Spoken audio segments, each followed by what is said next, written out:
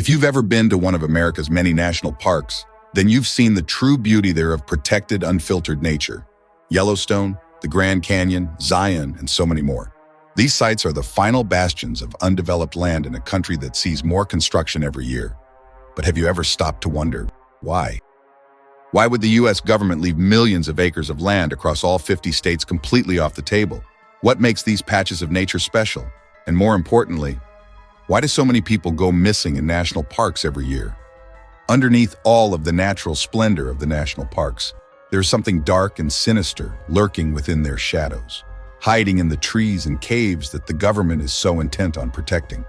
Using every piece of information we could scrounge up from across the internet, with most of it coming straight from government websites, we just might have uncovered the true nature of that dark secret. Welcome back. You're watching Conspiracy Vibes, and we need to talk about the national park system. In order to make sure you have as much information as possible, we're going to kick this off with a little history lesson.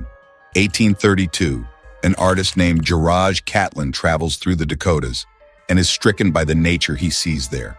He generated a desire to have the land protected, later writing, "By some great protecting policy of government in a magnificent park, a nation's park containing man and beast in all the wildness and freshness of their nature's beauty." Beasts, huh? Moving on. March 1st, 1872. Congress passes an act that establishes Yellowstone National Park and puts it under the exclusive control of the Secretary of the Interior. Teddy Roosevelt, a known and respected outdoorsman and general lover of nature, came along and added 5 new national parks during his tenure. He also signed the Antiquities Act of 1906, which allowed him and future presidents to declare sites as national monuments on a whim. There was no unified governing body to manage all of these sites until August 25, 1916, when Woodrow Wilson created the National Park Service. Over time, the service grew in size and power. 1933 to 56 national monuments and various military sites came under the protection of the National Park Service, thanks to an executive order signed by Franklin D. Roosevelt, Teddy's 5th cousin. 1966. Mission 66 was put into effect, which was a plan to upgrade the facilities, staff, and resources of the national park system over the following 10 years, in time for the 50th anniversary of the system. And on it went. New sites were added, the national park system grew, and today it consists of more than 400 areas and covers 85 million acres of land across the entire country. It's amazing, isn't it? All of this land in the most beautiful parts of the country, preserved and maintained under the watchful eye of the National Park Service and open to be explored by anyone with a thirst for adventure and a love of nature. Hundreds of millions of people visit them every year, so the national parks, but be a fun, educational, and safe experience, right? For most, yes. But for some, taking a step onto these hallowed grounds means they will never be seen again. Before we get to the next part of the video, now would be a good time to like this video and subscribe to Conspiracy Vibes. We're always working to uncover the secrets they don't want us to find, and we want to share those facts with as many people as possible. So help the channel, spread the word, and let the hunt for truth continue. Now back to the video. If you're unfamiliar with Missing 411, it's a book series and documentary created by David Paulides that chronicles the true mysterious disappearances of people going as far back as the 1800s. This author isn't some tinfoil hat-wearing lunatic either. He's a former police officer who investigated a few of these disappearances within the national parks himself. After noticing so many similarities in the cases, he decided to do some digging on his own and was able to find some incredible information. We recommend looking into this because it's truly fascinating, but for the purpose of this video, we'll just go over one of the missing 411 cases, the one we think might hold the key to what is really going on in the woods. The year is 1969. A group of men and boys is visiting the Great Smoky Mountains National Park for Father's Day weekend, continuing a family tradition. Included in that group is a 6-year-old boy named Dennis Martin. After hiking to Spence Field on the outskirts of the Appalachian Trail, Dennis played hide and seek with another group of boys, hiding behind a lawn where no one would be able to find him.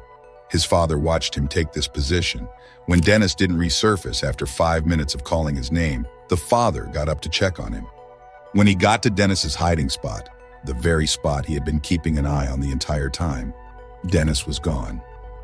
At first, Dennis's family searched for him, and then they contacted the National Park Service rangers in the area to help. When Dennis still didn't turn up, the National Guard and the Green Berets joined the search. The National Guard helping in a search is one thing, but when was the last time that an elite military special forces group was called in to search for a missing child? That doesn't happen, and what's even stranger is that according to the information we were able to find, no one called them. The official word is that they were on a local training exercise and decided to join the search efforts. Yes, the training exercise excuse really goes back that far. Things get even stranger when you factor in 45-year-old Harold Key hearing an enormous, sickening scream and reportedly seeing a dark, hairy figure running through the woods with something hanging over its shoulder on the very same day, around the same time in a different part of the park. Now, if the Green Berets were able to find and eliminate this dark, hairy figure, they never told us. And why would they? That would probably cause mass panic and raise suspicions about the National Park Service, wouldn't it? Moving on, it's no secret that hundreds of people go missing in national parks every year. Some of them are later found, but many others become missing. 411 cases.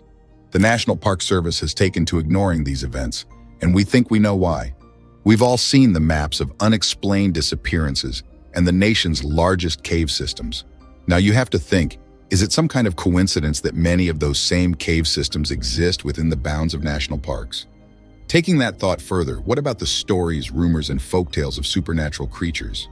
Stories that go back long before America was colonized, ingrained into the cultures of the Native American tribes who lived in these places. Wendigo, moon-eyed people, skinwalkers, and other beasts are associated with these places and have been for centuries. Are you trying to tell us that the National Park Service is completely unaware of these things, even when more modern occurrences seem to line up with the folklore almost exactly? We don't know about you, but that's a pretty tough pill to swallow for us. Now, are we saying that the National Park Service is some kind of SCP, Federal Bureau of Control, X-Files style government body tasked with containing supernatural entities while hiding them from the public under the guise of nature conservation? Well, legally we can't just say that, but it kind of makes sense, doesn't it? At any rate, the fact that hundreds of people go missing in national parks seems to be a widely accepted fact that just doesn't draw any scrutiny. After all, these places are nature in their rawest form, and nature is dangerous by default, right? It is, especially when it's inhabited by things that are not natural. Just be careful the next time you visit a national park. Hopefully, we'll see you in the next video.